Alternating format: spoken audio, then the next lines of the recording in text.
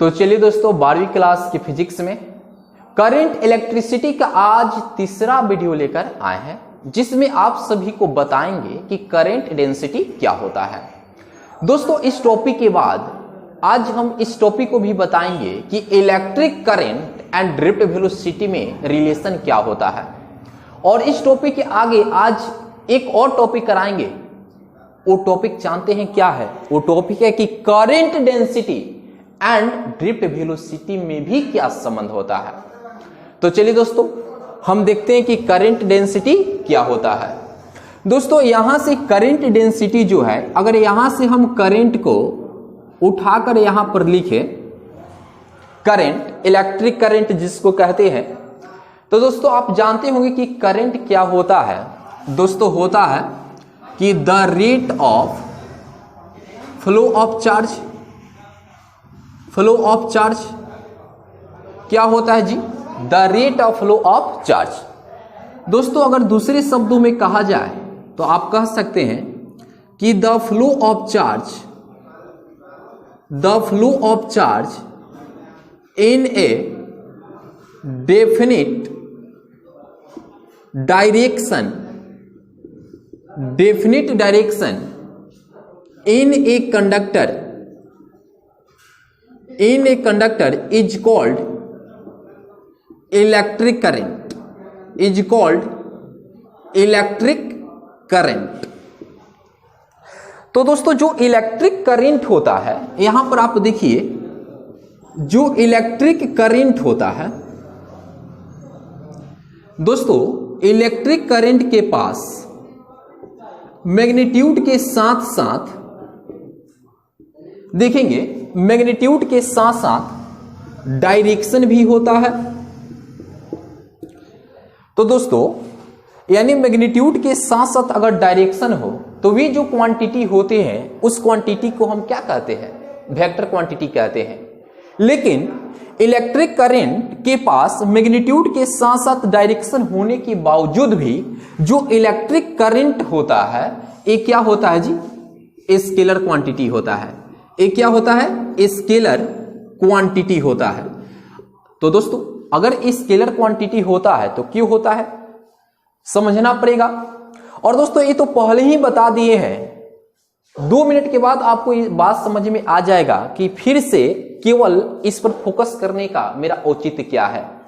क्योंकि दोस्तों यहां पर इलेक्ट्रिक करंट आपका स्केलर क्वांटिटी होगा, जबकि करंट डेंसिटी आपका स्केलर क्वांटिटी नहीं होता है, वे वेक्टर क्वांटिटी होता है। तो इसको समझना होगा दोस्तों। जैसे काम करते हैं कि यहां से देखिए यहां पर I1 एंपियर की धारा आ रही है और यहां से I2 एंपियर की धारा आ रही है। और दोस्तों यहां पर देखा जाए कि धारा I बराबर आपको क्या मिलेगा? परिणामी धारा। तो दोस्तों क्या होगा? I1 plus I2। देखिए केवल साधारण बीजगणित से जोड़ दिए हैं, केवल इसको साधारण बीजगणित से जोड़ दिए हैं। तो दोस्तों इसको साधारण बीजगणित से जोड़े हैं तो ये समझिए कि स्केलर क्वांटिटी की जैसे ये व्यवहार करता है। तो दोस्तों इस आधार पर हम कह सकते हैं कि जो इलेक्ट्रिक करंट होता है, इलेक्ट्रिक करंट क्या होता है जी? स्केलर क्वांटिटी होता है।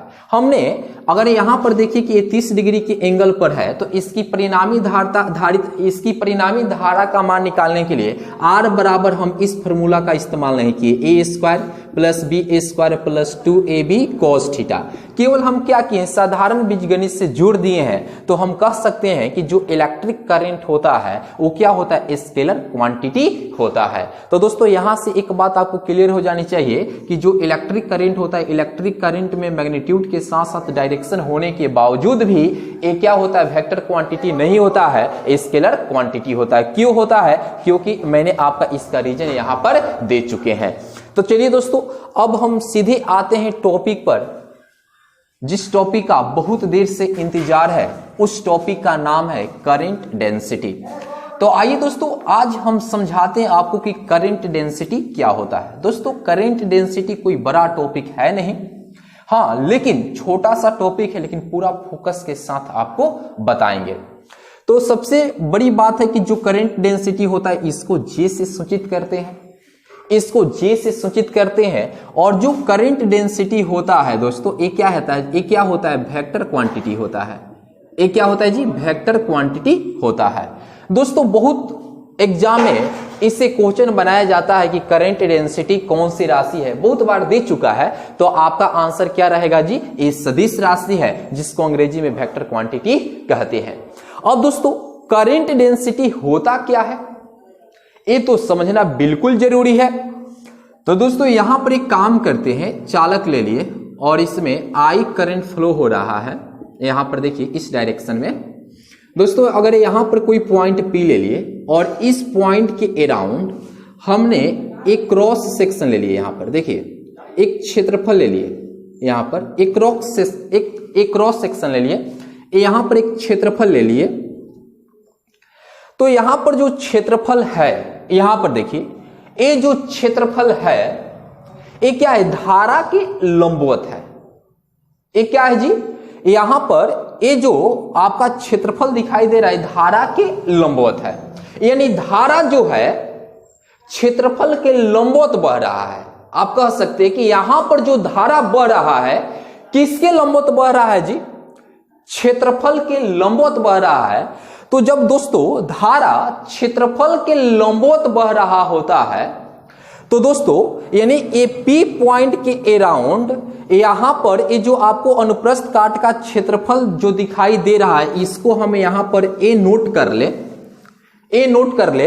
तो दोस्तों जो यहां पर धारा घन तो आपको जी बराबर मिलेगा, कैसे फाइंड करेंगे, तो दोस्तों बिल्कुल आसान है, आई डिवाइडेड बाई क्या कर देंगे, ए कर देंगे।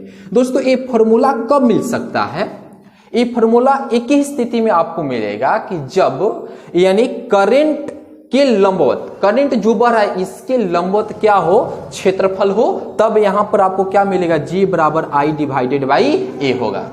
यानी जो क्षेत्रफल लिए हैं वो क्या होनी चाहिए, धारा की लंबवत होनी चाहिए, तब जाकर फॉर्मूला क्या मिलेगा, जे बराबर आई डिवाइडेड बाई ए। तो दोस्तों यही रहा धारा घनत्व के लिए फॉर्मूला। लेकिन दोस्तों क्या होता है कि मान लेते हैं कि ये आपका कंडक्टर है, यहां पर करंट फ्लो हो रहा है, यहां पर एक पॉइंट पी लिए हैं और दोस्तों इसके अराउंड यहां पर देखिए क्रॉस सेक्शन ऐसा हो, तो आप देख सकते हैं कि जो धारा बह रहा है इसके यानी लंबवत सरफेस नहीं है।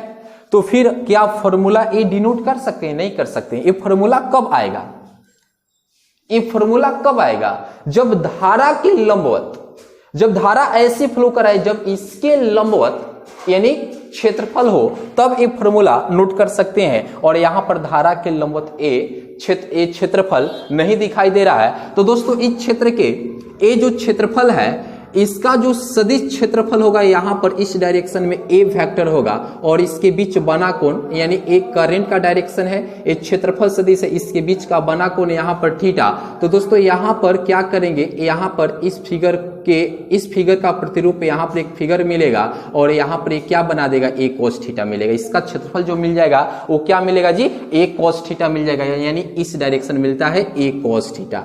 अब यहां पर देख सकते हैं कि मतलब इसके अनुरूप धारा घनत्व के लिए फॉर्मूला जी बराबर आपको क्या मिलेगा, तो आई बटा क्या होगा जी, ए cos थीटा मिलेगा। क्या होगा, ए cos थीटा मिलेगा।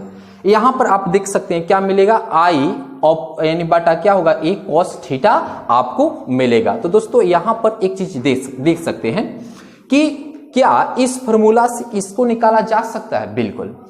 क्योंकि यहां पर जो आपको क्षेत्रफल दिखाई दे रहा है तो इसका जो एरिया वेक्टर होगा इसी डायरेक्शन में होगा, यानी करंट के डायरेक्शन में होगा। किसके डायरेक्शन में होगा, करंट के डायरेक्शन में होगा। तो यहां पर देखिएगा एक काम करते हैं, अगर इस फॉर्मूला को उतारते हैं तो जी बराबर आई बटा क्या होगा जी, ए cos थीटा होगा। तो यानी जी बराबर आई बटा ए cos थीटा, यानी यानी दोनों एक ही डायरेक्शन में, तो थीटा का मान 0 डिग्री, तो आई अब बटा यहां पर सिर्फ क्या हो जाएगा, ए हो जाएगा।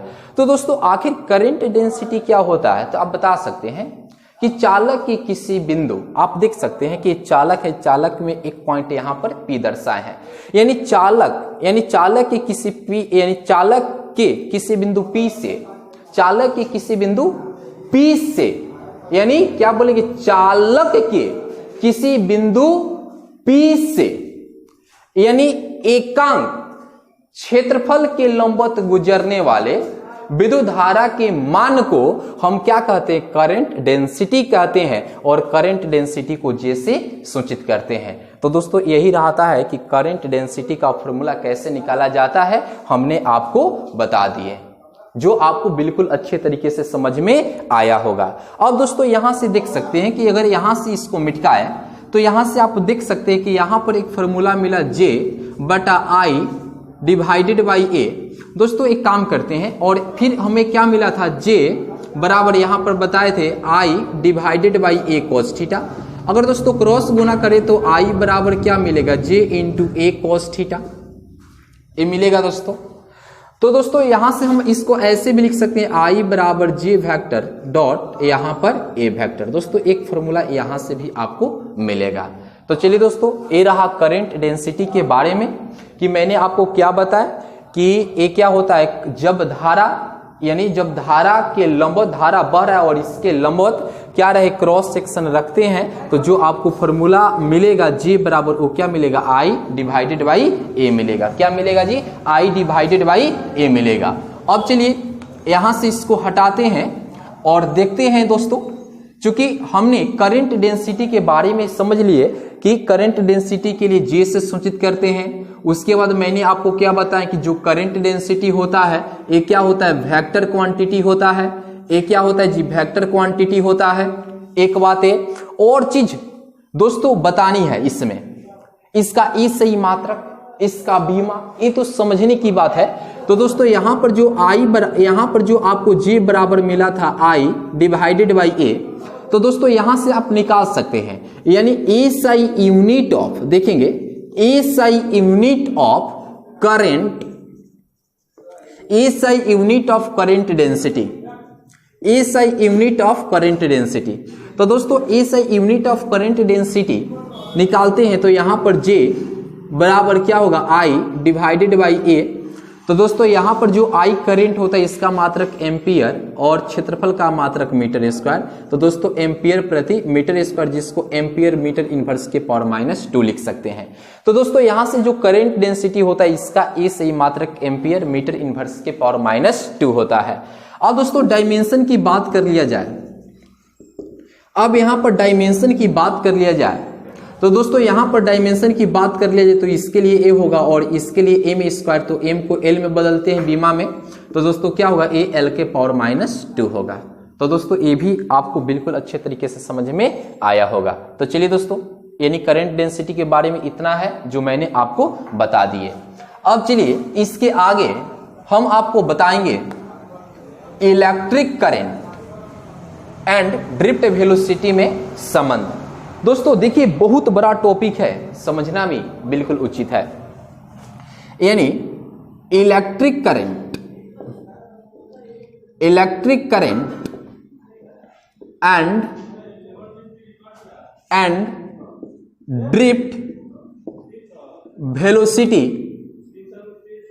ड्रिफ्ट वेलोसिटी के बीच आज हम रिलेशन तैयार करते हैं। तो चलिए दोस्तों यहां पर एक काम कर सकते हैं कि सबसे पहले यहां पर एक कंडक्टर बना लेते हैं। चलिए दोस्तों यहां पर एक कंडक्टर बना लिए, आराम से देखिएगा इस टॉपिक को, बिल्कुल आसान टॉपिक है। मैंने अभी आपको बताने जा रहे हैं electric current and drift velocity के बीच संबंध।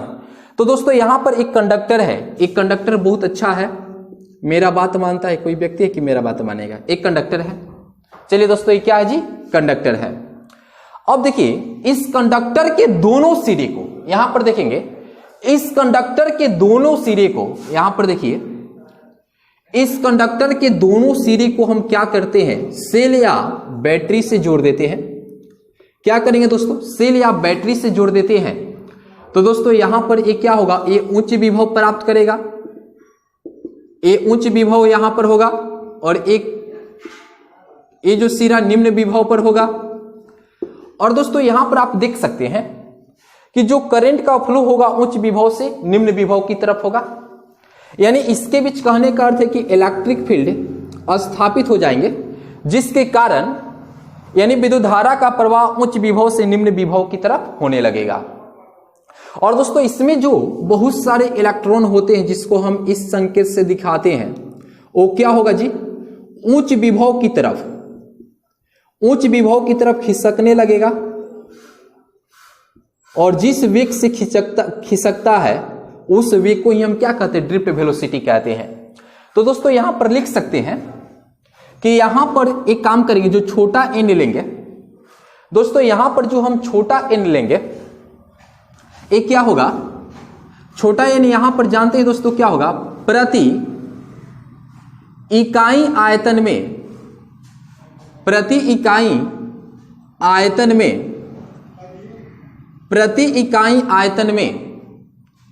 मुक्त इलेक्ट्रॉनों की संख्या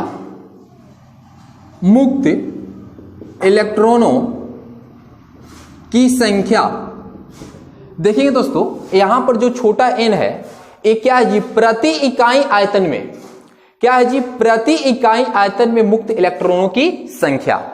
और दोस्तों यहां पर देखिए जो चालक है, इस चालक की जो शेप है वो बेलनाकार है। तो दोस्तों अगर यहां से चालक का आयतन निकालेंगे, चालक का आयतन, तो दोस्तों यहां पर जो चालक का आयतन मिलेगा वो क्या होगा जी, ए गुने एल होगा। क्या होगा, ए गुने एल होगा। दोस्तों चालक का आयतन क्या होगा जी, ए गुने एल हो जाएगा। अब दोस्तों यहां पर लिखेंगे चालक के भीतर मुक्त इलेक्ट्रॉनों की संख्या,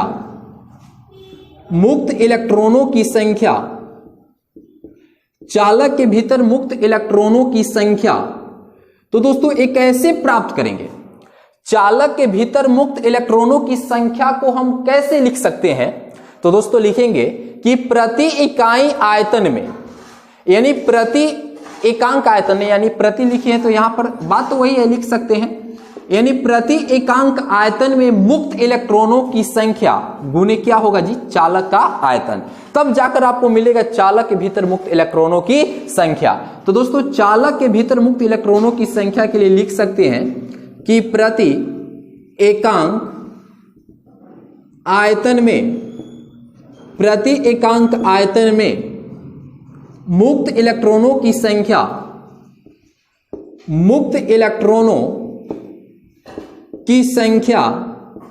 गुने चालक का आयतन।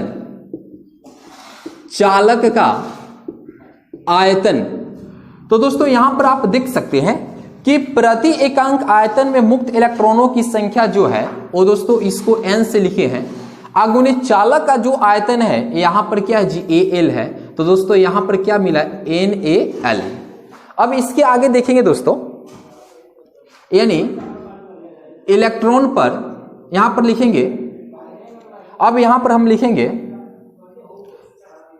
इलेक्ट्रॉन पर आवेश, इलेक्ट्रॉन पर अब आवेश निकालेंगे। तो दोस्तों इलेक्ट्रॉन पर जो आवेश होता है Q बराबर जानते हैं दोस्तों क्या होता है, यानी क्या होता है Ne। तो यहां पर जो N होगा यही होगा चालक के भीतर मुक्त इलेक्ट्रॉनों की संख्या होगा, जिसके लिए दोस्तों हम लिख सकते हैं NaL इंटू E होता है। तो यहां पर हम क्या दे सकते हैं, E दे सकते हैं। क्या देंगे, E देंगे। Q बराबर क्या होगा, NaL इंटू E हो जाएगा। अब दोस्तों हम यहां पर लिखेंगे, हम जानते हैं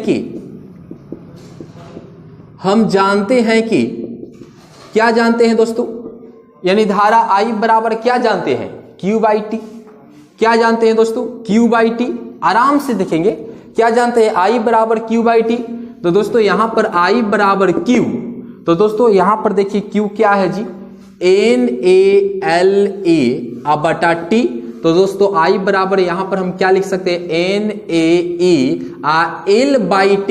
दोस्तों A इसका लेंथ कितना हो गया जी, चालक तार का जो लंबाई हो गया L हो गया।